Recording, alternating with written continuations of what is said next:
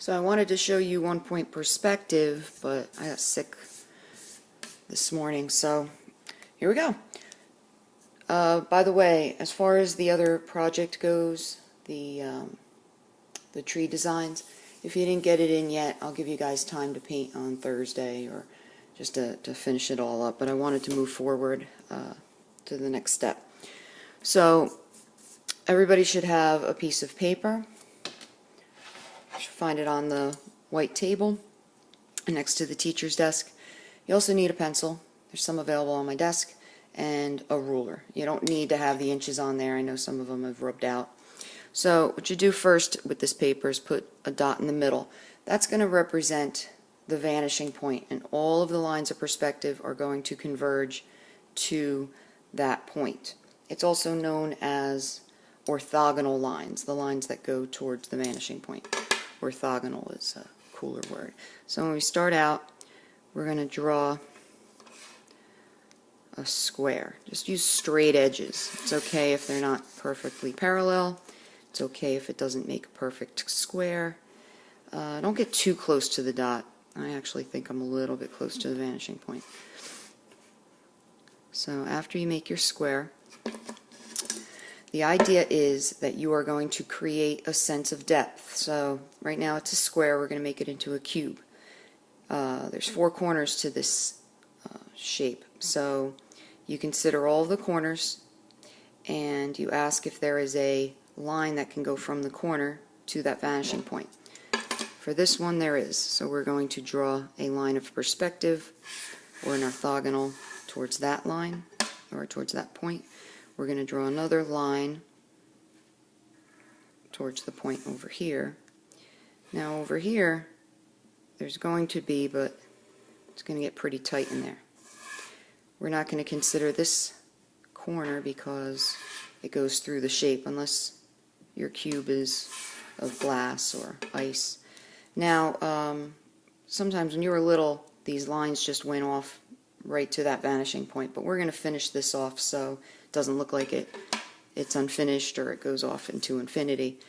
If you look at this line right here between these two orthogonals, that's it's a vertical line.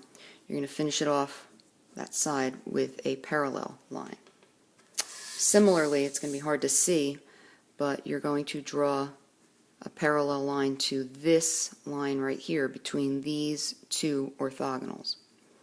Okay, and then you erase what's left over, and that is 1-point perspective. I'm going to do it again, but I'm going to do it on the other side. I'm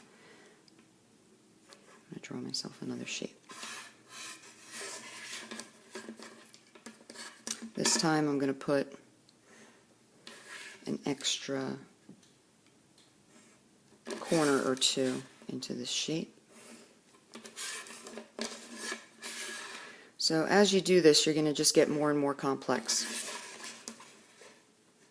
I have to take a picture of my how I jerry-rigged this, by the way. I'm literally kneeling on my hardwood floor, and I have a little ottoman, and I put a piece of board on here, and I don't even want to talk about how my iPad is being held up.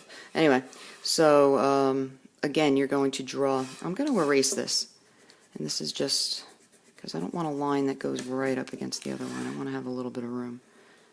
Okay, so again, you're going to consider all the corners, and you're going to draw lines of perspective, or also known as orthogonals, towards that vanishing point. It really doesn't matter which lines you decide to draw first from which corners. It really doesn't make any difference. I don't even take them all the way to the vanishing point because I know I'm going to be erasing a lot. You also want to work in pencil so you can erase, and you also want to work kind of lightly. All of these things you're going to be practicing today, so you may feel clumsy. You can rewind this video, go back. Now, of course, we're not going to use that corner. I used all the corners, but we're not going to use this one. You're not going to see it because it's going to go through the shape.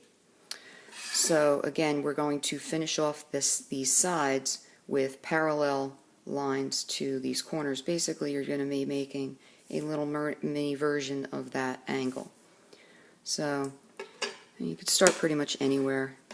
I'm going to start on this line right here. So you are drawing a parallel line between these two orthogonals to match the one here. Okay. If we look at this one, you're going to make a matching one, so you're going to have that illusion of a back corner.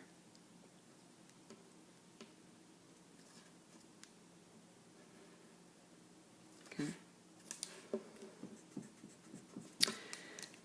So it goes down, then it comes out like this again. And then goes down like that. Okay.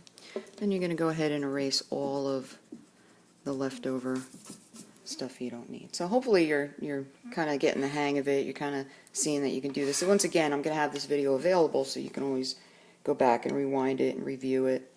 So eventually we're going to be creating some really funky shapes. So I got a little head start here. So here we have a bunch of shapes, and these don't even follow horizontal, vertical lines. They're kind of all over the place.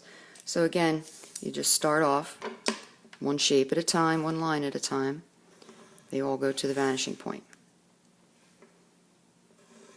Some of them you don't consider. That goes through the line, or through that side, so you're not going to consider it. Vanishing point and vanishing point.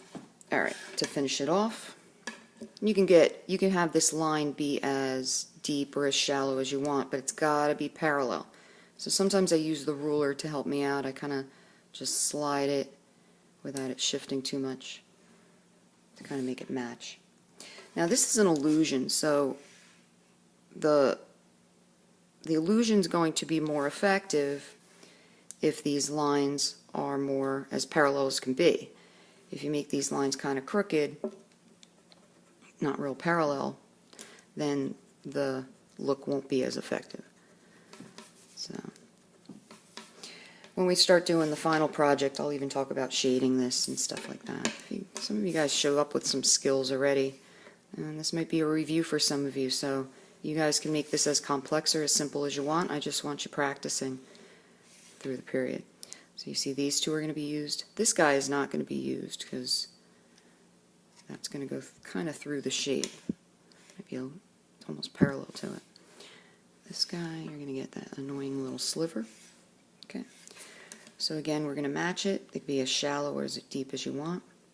When you're doing these shapes, try to avoid making more than one vanishing point on the paper. These guys, it's going to look much more effective if these shapes all are have that sense of depth with one vanishing point. So hopefully you're kind of catching on.